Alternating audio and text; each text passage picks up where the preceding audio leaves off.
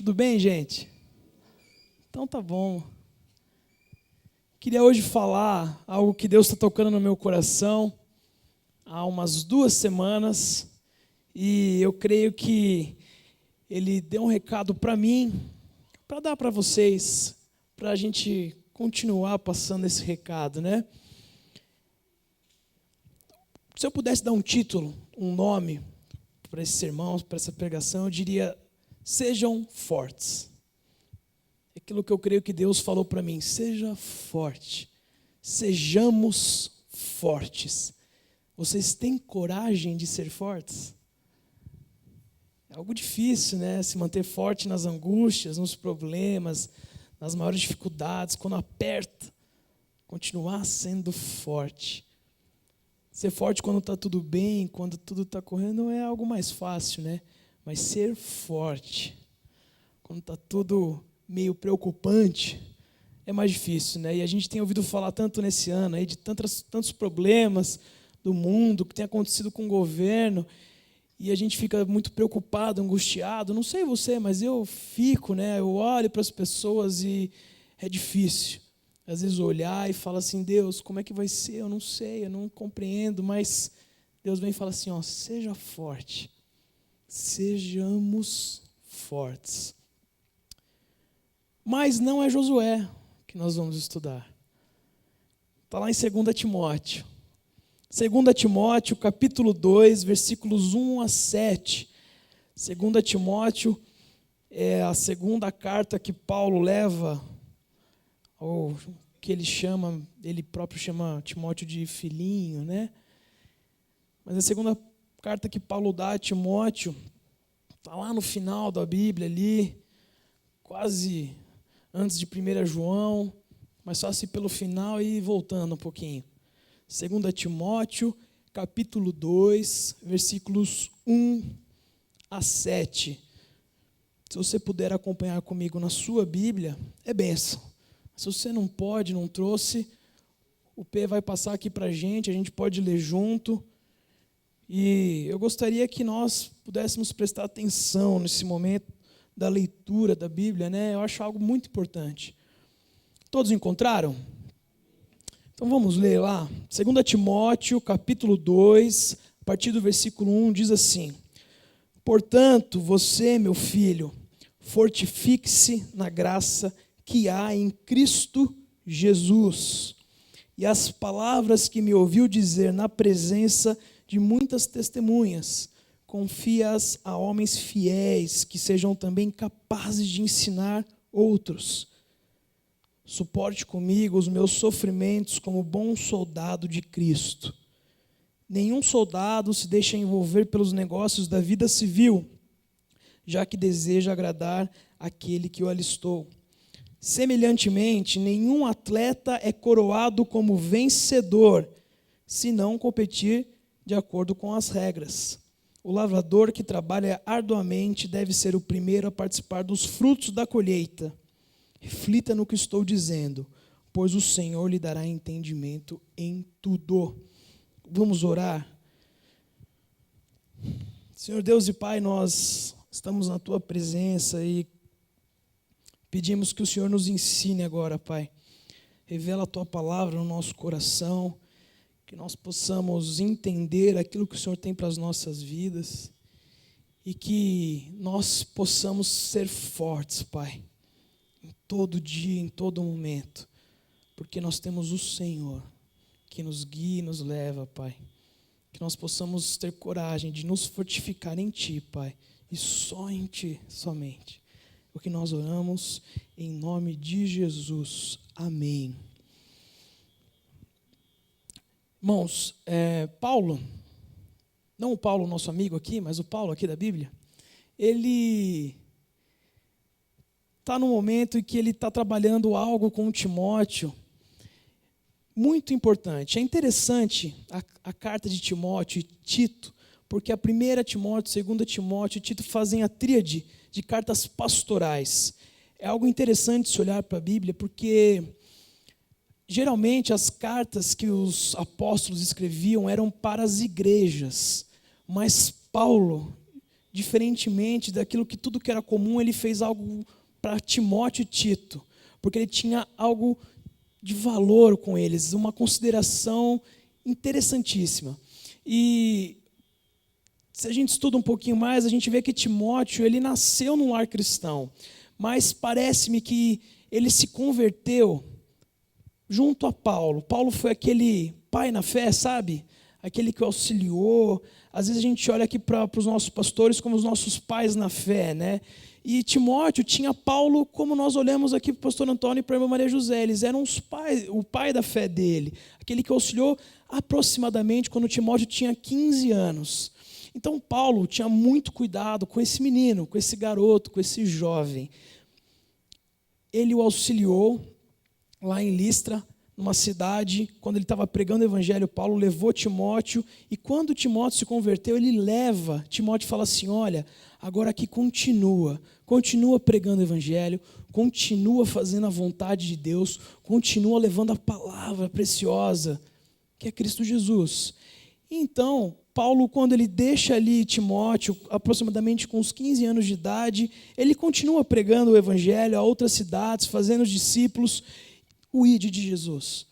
E Paulo, a gente sabe da história que ele é preso, ele fica um bom tempo encarcerado lá, fica com várias limitações, e depois de uns 15 anos, Paulo decide escrever a Timóteo novamente. Ou seja, Timóteo tinha aqui aproximadamente 30 anos de idade. E ele assim, mesmo assim, Paulo o considera como um jovem, ele o trata como um jovem. Talvez um jovem físico, mas também espiritual, né? Eu creio que quando, por exemplo, estou usando os pastores, né? Mas quando o pastor Antônio olha para nós realmente somos jovens, né? Espirituais, somos jovens físicos, porque ele já passou por algo e nos ensina sempre. E assim, Paulo estava olhando para Timóteo, ele chama de filhinho, chama de amado, de jovem, olha, eu vou escrever para você. E ele decide fazer isso, porque naquele momento que Paulo está escrevendo, haviam alguns problemas que estavam acontecendo na igreja em Éfeso. E ele precisava falar, Timóteo, vem cá. Já que você é meu filhinho, eu preciso ter um cuidado com você, eu preciso te falar coisas para você se cautelar, ser cauteloso com algumas coisas. Naquele momento, se a gente lê a primeira carta de Timóteo, a gente vê que estavam tendo um problema com falsas doutrinas. Pessoas estavam chegando onde Timóteo estava e pregando coisas que não eram relevantes, que não era de fato a Bíblia, aquilo que Cristo tinha ensinado. E Paulo, como um pai espiritual, falou assim, esse menino, como será que está esse jovem? Será que ele está bem? E ele manda a primeira carta, fala assim, olha, Timóteo, cuidado que estão ensinando. Né? Se a gente continua olhando para a primeira carta ali, Paulo chega para falar sobre as falsas doutrinas, chegam para falar sobre os mestres que ele precisa conduzir, que Timóteo precisa ensinar pessoas a palavra de Deus para que possam se tornar líderes e continuar fazendo o ID. Isso estava sendo precário na época. Ele ensina sobre, algumas pessoas estavam pregando sobre muito o bem material e ele estava muito preocupado. E Paulo escreve então a Timóteo essa primeira carta. E ele chega nessa segunda carta para fazer um incentivo na fé. Né? Talvez aqui no subtítulo da minha Bíblia, logo no primeiro capítulo, diz assim, um incentivo à fidelidade. Paulo, depois de tratar esses problemas com Timóteo, essas questões que ele estava preocupado, ele fala assim, mas filhinho, continua firme. E ele chega para Timóteo e fala assim, fortifique-se, no versículo 1. Fortifique-se na graça do Senhor Jesus, porque mesmo que para os meus olhos você seja jovem, e eu sei que fortifique-se na graça como eu tenho feito a cada dia. Fortifique-se na graça, seja forte em algo que Cristo pode ensinar e que ninguém mais pode. E para a gente olhar esse primeiro versículo, fortifique-se na graça, daria uma pregação inteira, né?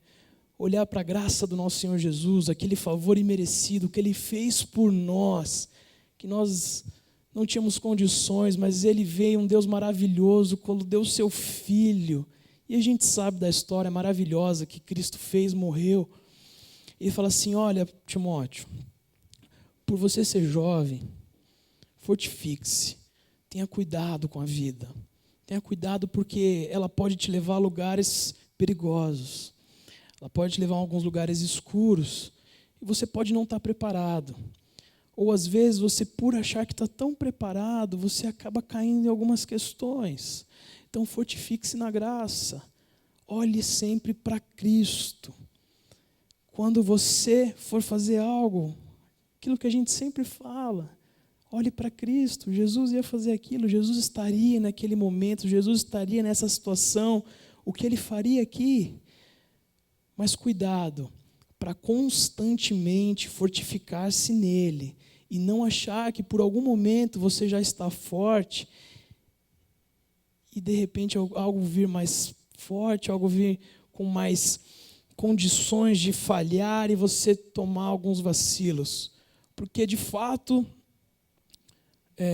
o maligno, o diabo, ele não vem se apontando. Ele não vem, ele é esperto. Ele não chega já dando peito assim, falando, sou eu mesmo, vem cá, vou te levar para o mau caminho. Não é assim. A gente sabe disso. E quando a gente não se fortifica em Cristo, a gente pode cometer alguns deslizes. Porque naquilo que a gente pode não perceber que não é vontade de Deus, a gente vai escorregando. E Paulo chega para Timóteo, olha, cuidado. Olhe para o alvo, foque em Cristo. Porque esses homens, de repente, que estão falhando na igreja em Éfeso, nem estão, de repente, fazendo coisas para ser tão ruins, mas eles estão perdendo um pouco o foco. E aí eles estão ensinando coisas que não devem. Na primeira carta fala sobre adoração. A adoração a Deus não está sendo tão correta. Eles estão deixando de adorar ao Deus verdadeiro e idolatrando algumas outras coisas, porque eles estão escorregando. Então fortifique-se em Cristo em todo o tempo, para que você não falhe, não escorregue nas pequenas coisas. E ele dá um incentivo que para mim é uma das coisas que são muito difíceis de se fazer, principalmente quando, talvez, eu sei que na igreja há muitos profissionais, né, que dão aula, são professores. Mas talvez se você não é professor, isso possa ser um problema. Porque no segundo versículo, Paulo fala assim, as palavras que me ouviu dizer na presença de muitas testemunhas, confia-as a homens fiéis, que sejam também capazes de ensinar outros. Paulo está falando assim, está vendo o que você me ouviu falar para você, o que eu te ensinei, que muitas pessoas ouviram também? Pegue isso que você está aprendendo, o que eu estou te ensinando, o que Cristo está nos ensinando e fale para outras. Mande a outras pessoas isso que você tem aprendido. Leve para outros lugares. Prepare líderes. Prepare pessoas que estejam lá. Né? Quantas células, de repente, nós temos aqui na igreja? 4, 5? Acho que é mais ou menos por aí, né? Como se Deus falasse assim, olha, você aí, você é capaz de assumir essa célula, de liderar. Fica lá. Fortifique-se na graça de Cristo todo o tempo. Vá aprendendo com quem está na liderança hoje, para que você possa assumir esse lugar. Para que você fique lá e seja um servo de Cristo, porque somos todos iguais e capazes. Deus nos prepara e fala assim, sejam fortes. Deus não está olhando para um ou para outro falando assim, só você é forte, hein? Você é mais ou menos. Cuidado aí, você... Não, você não.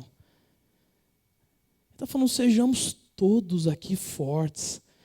Nós precisamos estar conscientes que Deus vai nos usar, que Ele está nos usando a cada dia e que nós precisamos provar dessas maravilhas que é ser usado por Deus e ensinar as pessoas, ensinar aqueles que estão ao nosso redor, para que a gente sempre vá continuando um trabalho, fazendo além daquilo que nós achamos. O nosso amor por Jesus pode ir além daquilo que nós vivemos. Todos os dias, o nosso trabalho pode ir além. Fortificar-se na graça é parar de estacionar. Eu estou indo aqui todos os dias desse jeitinho, tá bom. Deus está falando assim, vai mais um pouquinho, dá mais um passo, vai um pouquinho mais para frente, vai mais um pouquinho. Eu acho muito legal um ministério que existe aí chamado... Esqueci o nome do ministério, mas é que ele promove lideranças e células dentro de escolas e universidades. Eu acho isso o máximo para os jovens, né? Porque aqui eu estou falando um pouco para Paulo que está olhando para Timóteo, um jovem, que naquele momento, de repente você não é tão jovem assim, mas aqui Timóteo era um homem tímido, era jovem, ele tinha timidez total. Se você estuda um pouquinho mais sobre a pessoa de Timóteo, ele era bem característica de jovem, tímido, não queria falar, não queria estar perto. Por isso que Paulo está falando assim, esquece tudo, fortifique-se em Cristo, porque é Ele que te capacita. Esquece o que vão olhar para você, o que vão pensar, o que vão falar. Não, é Jesus agindo na tua vida. E pronto, acabou. E é muito interessante ver esses jovens, alguns adolescentes em colégio, alguns jovens em faculdades, parando o momento ali de intervalo, acho que chama intervalo vida, alguma coisa assim. Parando o intervalo que eles têm para fazer célula. E quantos jovens e adolescentes têm se prostrado ali diante de Cristo, porque alguém decidiu se fortificar no nosso Senhor. Porque um jovem, um adolescente se fortificou nele e falou, não, eu posso ir além do que só ir para a faculdade e ver todos os meus amigos indo para os bares. Eu posso ir além de ver todos os meus amigos do colégio só querendo ir para a festinha, ir para futebol que tem à tarde. Porque assim, na escola é complicado. Eu posso ir além, às vezes é assim no seu trabalho. De repente você tem um horário de almoço lá, você pode começar um intervalo vida. Uma célula ali dentro.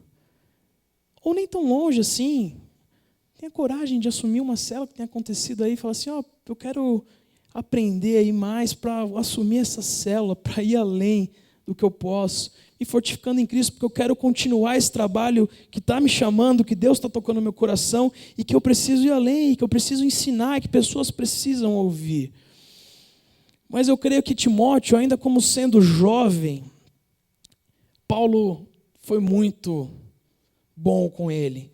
Falou assim, olha, fortifique-se na graça e amplie isso que eu estou te ensinando. Mas eu ainda vou te dar 3 conselhos de como você pode se fortificar na graça.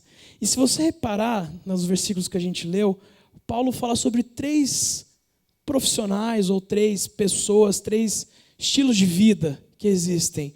O soldado, um atleta e um lavrador, né, ou agricultor. No meu está lavrador, alguns estão agricultores. Soldado, atleta e lavrador. Primeira característica que Paulo fala assim, olha, fortifique-se na graça assim como um soldado se fortifica. E o soldado, quando ele está lá na frente de batalha, se o general falou assim, vai, entra e você tem que matar. Ele não pergunta A, B, C ou D. Ele, sim senhor. Eu não estou falando para a gente matar a gente, né? Mas é que Cristo, Jesus, Deus, Ele vem para nos ensinar e falar assim, vai. E nós precisamos ser como os bons soldados de Cristo e aguentar o que a gente pode passar no meio das batalhas, mas ir, sem medo. Paulo está falando assim, seja forte, vai como um soldado, sem medo. Que Ele está contigo. Se você estiver se fortificando na graça de Cristo, Ele está contigo. Passe os sofrimentos como eu tenho passado. Paulo estava falando isso. Passe os sofrimentos comigo, sofra comigo, sendo um bom soldado de Cristo. Uma das maiores características de um soldado é estar à frente à batalha, não temer, porque ele tem aquilo no coração, alguns até mais amor à pátria, inclusive. Fala assim, se eu morrer vai ser para a pátria. Imagina você falando assim, se eu morrer é para Cristo. E dificilmente hoje nós vivemos num país, né, que se a gente prega Jesus, não temos as chances tão grandes de sermos mortos, né, de morrer pregando a palavra de Deus. Alguns países são mais rígidos, né, mas aqui não. E olha quanto tempo que a gente pode estar perdendo, né? Jesus falou assim, olha, vai lá, estou te mandando, dá esse passo para o lado, dá esse passo para frente. Você falando assim, o Senhor é meu general, o meu cavaleiro, cavalo para vencer. Todos os meus inimigos vão cair diante de ti, mas acho que eu vou sofrer um pouquinho, né? Talvez não, vou ficar meio aqui. Porque perder a timidez numa célula, num colégio, num trabalho para falar de Jesus, não é fácil. Eu sei que não é. Não é uma coisa tão fácil quanto parece.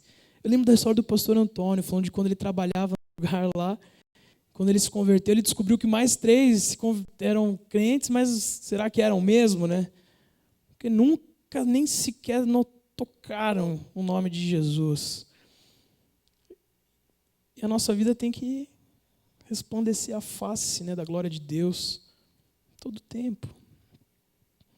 Se ele falar vai, como um bom general, você obedece. Porque fortificando-nos na graça de Cristo, Ele vai estar conosco, Ele vai nos ajudar, vai nos dar as ferramentas, vai nos ensinar o que fazer, como falar, o que falar na hora certa. Deus é maravilhoso em todo o tempo. Ele não nos deixará só, Ele não deixa só, Ele vai estar com a gente, né? Como um bom soldado, ele cita também que um bom soldado não se preocupa tanto com a área civil, porque ele está em guerra todo o tempo. E ele continua em guerra e vivendo aquilo com aquele sangue no olho, aquele negócio de eu preciso fazer o que foi me mandado fazer. E eu vou fazer para a glória do general. Porque Paulo, como tinha sido preso, ele viveu muito com soldados romanos. E eles viam que aqueles soldados, eles eram muito fiéis àqueles homens. Ele falou assim, meu Deus, nós como cristãos precisamos ser tão fiéis assim também a Deus. E realmente ir a todo tempo e tomar cuidado com a área civil. Sabe por quê? A sociedade... Lembra que eu falei que o maligno, ele não vem de peito aberto falando, oi, sou eu. Ele vem com cautela, gastando tempo com algumas coisas. Deixa eu te dizer uma coisa, se você hoje não tem tempo, se você não tem 5 minutos para ler a Bíblia, não tem 10 ou 15 para orar, quando você estiver de férias e tiver tempo, você não vai fazer isso. Você vai arrumar outra coisa para fazer, mas não vai fazer isso. Tenha certeza disso. Sabe por quê? A sociedade vem dizendo muita coisa e a gente acaba sendo levado por ela. A gente acaba engolindo algumas coisas e vivendo algumas inversões de valores da vida. É mais importante, cara, não posso perder aquele horário da novela. Novela é pecado? Não estou dizendo isso. De repente, o que está acontecendo ali, o conteúdo pode até ser pecado. Mas eu estou querendo dizer que, poxa, 1 hora de novela, você não gastou 5 minutos com Deus. Porque a sociedade vem dizer que a novela está ali. Você precisa gastar aquele tempo com a novela, né? Precisa gastar aquele tempo. Você precisa gastar aquele tempo ou aquele dinheiro com aquilo que é tão lindo aparecendo naquele comercial. Meu pai. Aquela coca gelada quando abre, faz aquele barulho. Muito bom. E às vezes gente perecendo do teu lado. Gente querendo, falando assim, olha, me dá um pedacinho do teu arroz aí. Né? É pecado tomar coca? Não estou dizendo isso. Mas às vezes a gente inverte o valor das coisas, né? Vai invertendo. É errado ter um carro? Não é errado ter um carro. É necessidade, a gente nos leva, nos traz. Não precisa ter um carro tão caro às vezes. E gente que não tem nem um guarda-chuva. Está se esforçando para ir trabalhar e chega lá molhado. Você entende? A inversão de valores que tem acontecido. Isso é diário. Uma caminhada diária.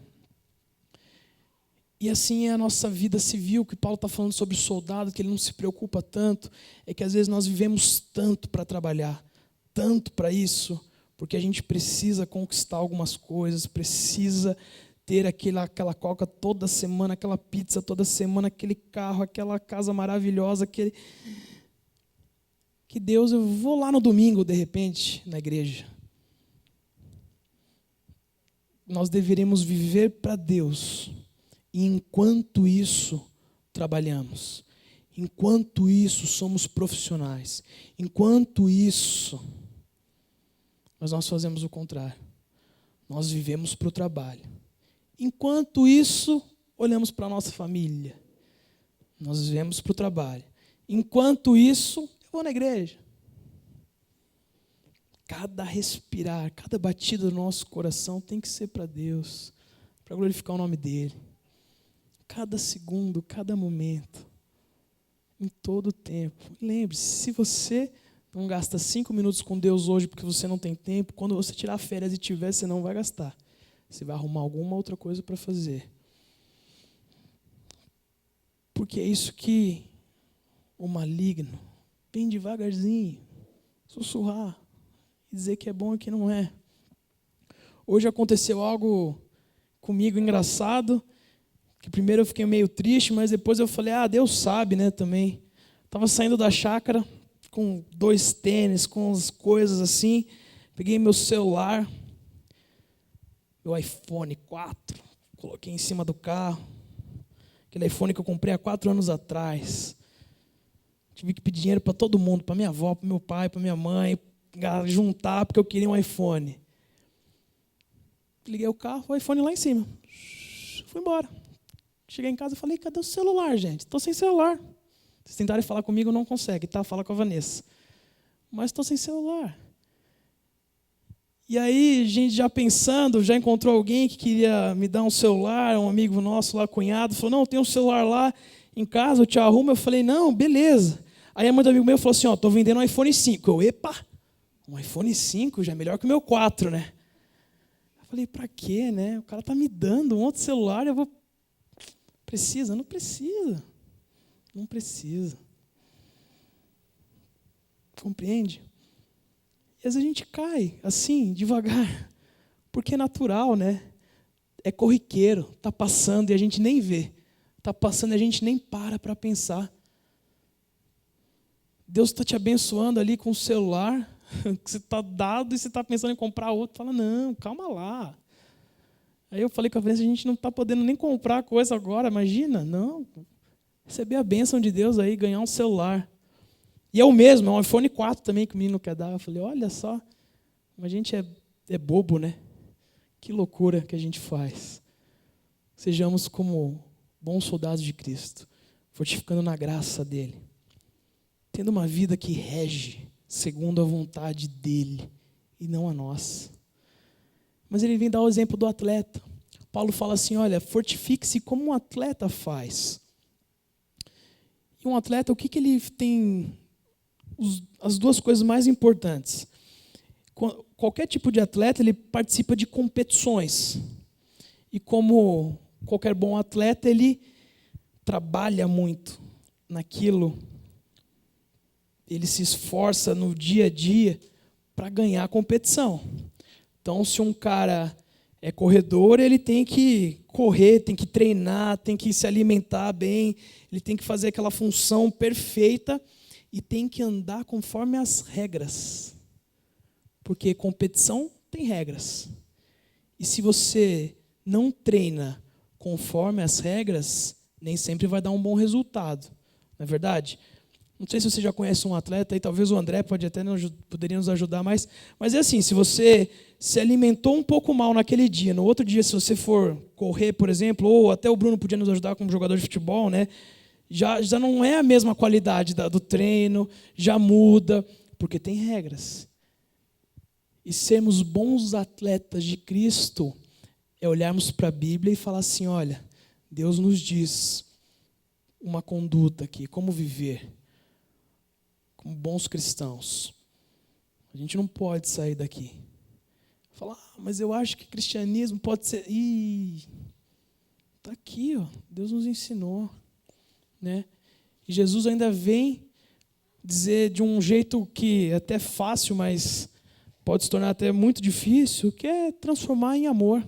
Ame a Deus sobre todas as coisas e o próximo como a ti mesmo. Os 2 maiores mandamentos. Sermos bons atletas de Cristo é andarmos conforme. Está aqui. Se a gente quer ganhar a competição, a gente tem que andar conforme a conduta de Deus. Aquilo que Deus manda, aquilo que Deus nos ensina. Como viver, como fazer, como caminhar. E aí nós teremos bons resultados com Ele. Se a gente se fortifica em Jesus, na palavra, através da graça dEle, temos chance de ganhar a competição. Agora, se nós vivemos pelas nossas escolhas, do nosso jeitão, daquilo que talvez não é tão... a gente corre o risco. Porque, fala a verdade, nós... não sei você, mas às vezes quando a gente entra no Evangelho, quando nós nos convertemos, existem coisas que são naturais, que nós já vivemos do passado. E nós temos que ter uma transformação diária para coisas que nós precisamos deixar, para continuar e trabalhar fazendo a vontade de Deus, trabalhando naquilo que Ele ama, naquilo que Deus ama. E nem sempre trabalhar naquilo que Deus ama é tão fácil. E existem, às vezes, uma coisa ou duas que você está tão acostumado, que você faz bem, que você é bom naquilo, ou que sempre você quer cair naquilo porque é natural. Deus fala assim, mas não está conforme a minha palavra, trabalha nisso. Você fala, Deus, mas só esse aqui a gente vai esperar mais um pouco para caminhar, né? Vamos esperar só mais um pouquinho para deixar esse aqui. Esse negócio que eu sou tão apegado. Deus está falando assim, uma conduta, uma regra que você deve seguir. Se você sair disso, você não vai ganhar a competição. É interessante que o soldado e o atleta, eles têm um alvo, né, a seguir. O soldado é ganhar a guerra. O atleta é ganhar a competição. E é interessante como Deus vai trabalhando essas questões, né? Paulo vai trabalhando isso, né? Porque são coisas que fazem sentido, né? Você é um bom soldado, você faz a vontade de Deus para chegar em algum lugar. Você trabalha bem, conquista, tem boas condutas, trabalha na vontade de Deus para ganhar alguma coisa. Ele termina com o lavrador. Ele chega e fala assim, olha, aquele lavrador, ele trabalha até exaustão, porque ele sabe que no final haverá uma grande colheita. Ele sabe que no final ele pode contar com comida, com aquilo que ele trabalhou. E naquela época, realmente o lavrador, ele trabalhava muito, muito mesmo. Era um negócio suado. Ele talvez trabalhasse mais do que o atleta, porque ele precisava ter o que comer. Então ele ia o dia inteiro naquele sol, sem parar, o dia inteiro, trabalhando forte, para chegar naquilo que ele tinha certeza que ia acontecer, que é a colheita, participar dos frutos da colheita, né? Como diz o versículo 6, é chegar lá. Fala assim, Deus, eu sei que está exausto aqui, eu sei que largar de coisas que não agradam o Senhor, seguir segundo as suas regras, é difícil. E eu estou em exaustão total, mas eu creio que eu faço isso, porque haverá o fruto que o Senhor vai me dar da colheita. Haverá algo poderoso, maior. E eu creio que aqui Paulo ele está olhando para alguns momentos, sempre olhando para a glória de Deus, para o final, para a vida eterna, mas eu creio que Deus nos abençoa aqui também. Talvez você não vai às vezes ter tudo aquilo que você sempre quis, mas Deus vai cuidar da tua vida, Deus vai cuidar da tua família, Deus vai estar contigo, mas viva para a glória dEle, e é consequência. E você vai se preocupar mais com as questões dos outros, com aquilo que você pode fazer para ir além. Teu amor por Cristo pode ir além, que vindo consequência da vida, né? Qual é a consequência de um lavrador trabalhar muito? É colher aquilo que ele plantou. Não é óbvio, né?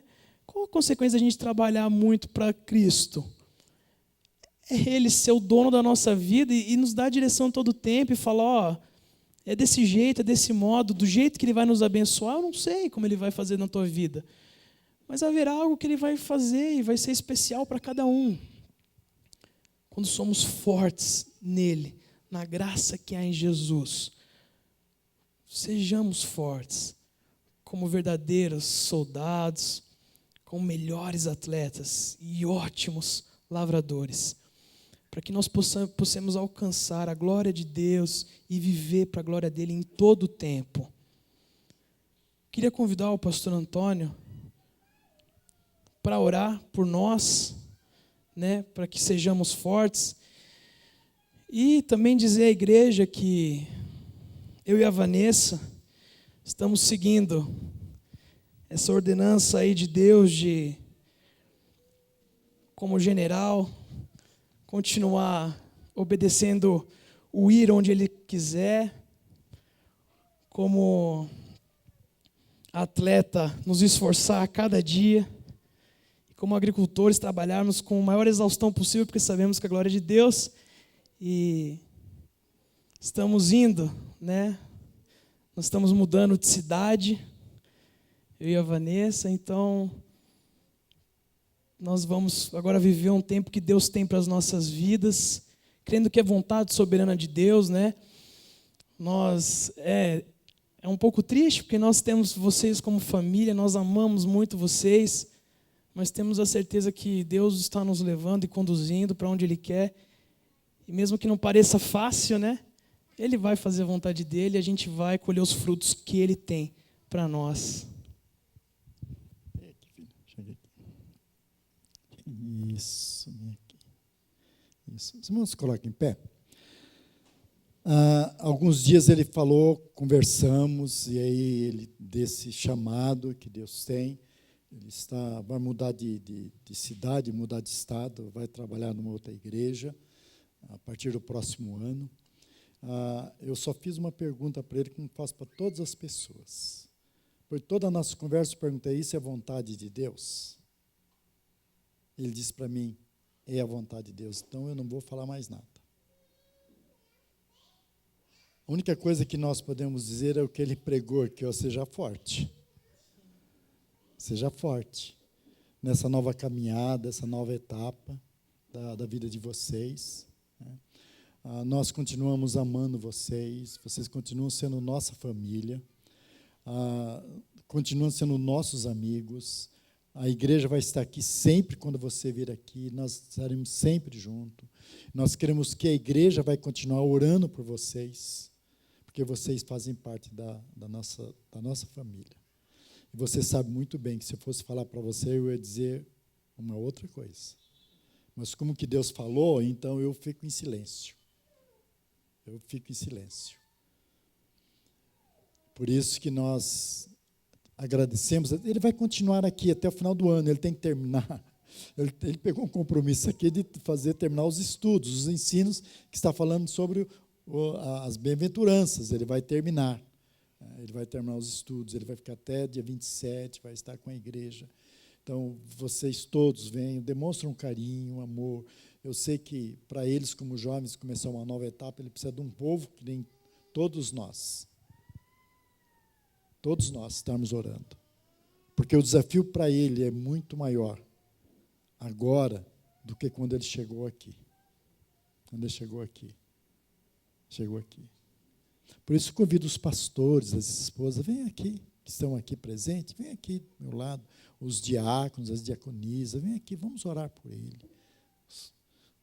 Os diáconos, as esposas, venham aqui, vamos estar orando por ele. Chega aqui, isso. Isso. Brasília ali, esse menino, esse jovem. Isso.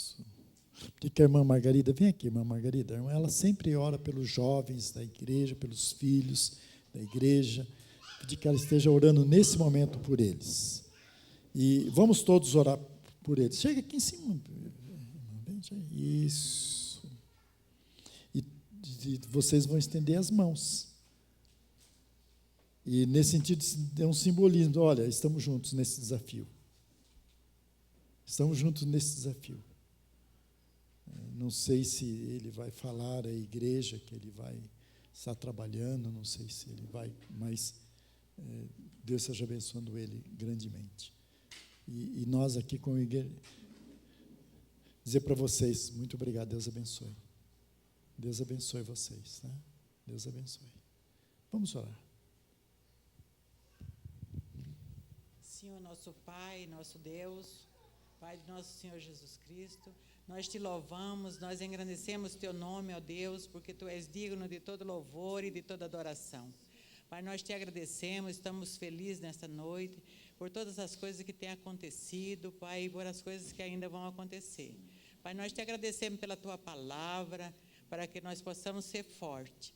E é isso que eu quero dizer para o nosso casal de irmãos, que seja forte e corajosos e possa seguir o mandado do Senhor, possa estar obedecendo esse mandado, lá onde eles forem, que eles sejam bem-sucedidos na tua presença.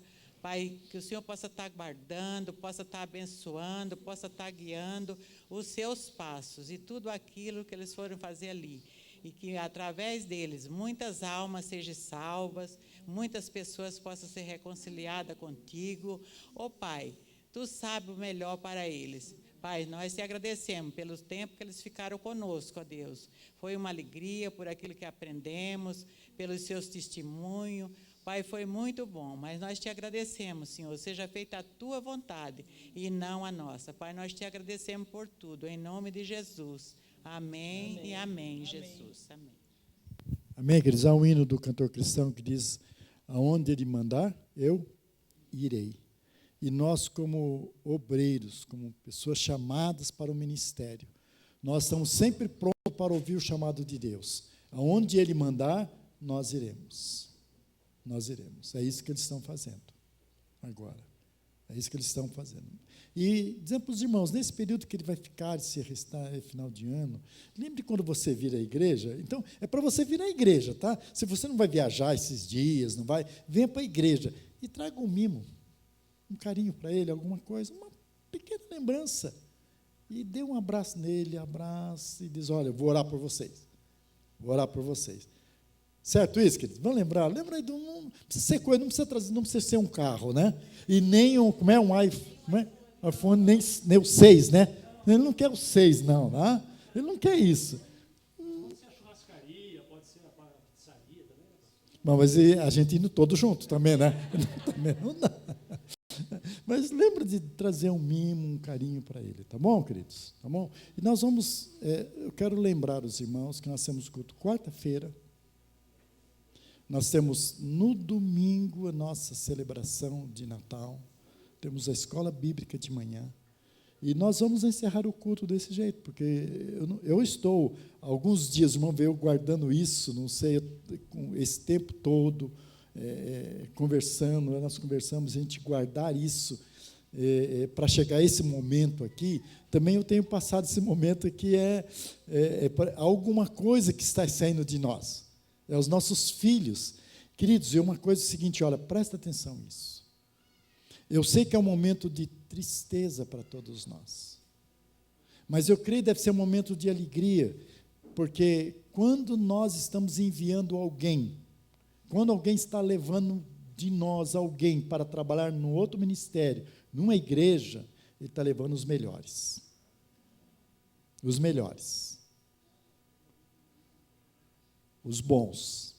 Deus sempre faz isso. Deus sempre faz isso. Abaixe sua cabeça. Estenda suas mãos. Que a graça e a paz do Senhor Jesus e o amor de Deus Pai, as consolações do Espírito Santo, o derramar do Senhor Jesus, o poder do Espírito Santo, toda a plenitude do Senhor, toda a esperança, toda a glória, ser derramado nesse momento, na vida do Andrei, na vida da Vanessa e na vida de todos nós. De todos nós. Mesmo que há tristeza no nosso coração, Senhor, a esse momento de alegria que está saindo aqui do nosso meio, para abençoar uma outra igreja, um novo ministério, uma outra cidade, um outro estado. Alguém que o Senhor cuidou, alguém que o Senhor preparou, alguém que o Senhor capacitou, e o Senhor mesmo chamou, e o Senhor mesmo preparou o local. Nós apenas caminhamos juntos, Pai querido. Por isso nós te agradecemos e recebemos a bênção do Senhor sobre nossas vidas. É no nome de Jesus que nós oramos. Amém, amém e amém.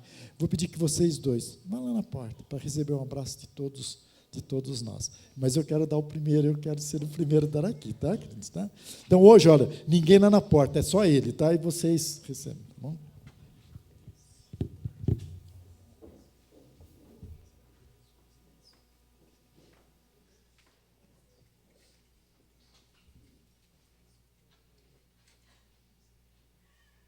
Toca alguma coisa. Tirar esse clima.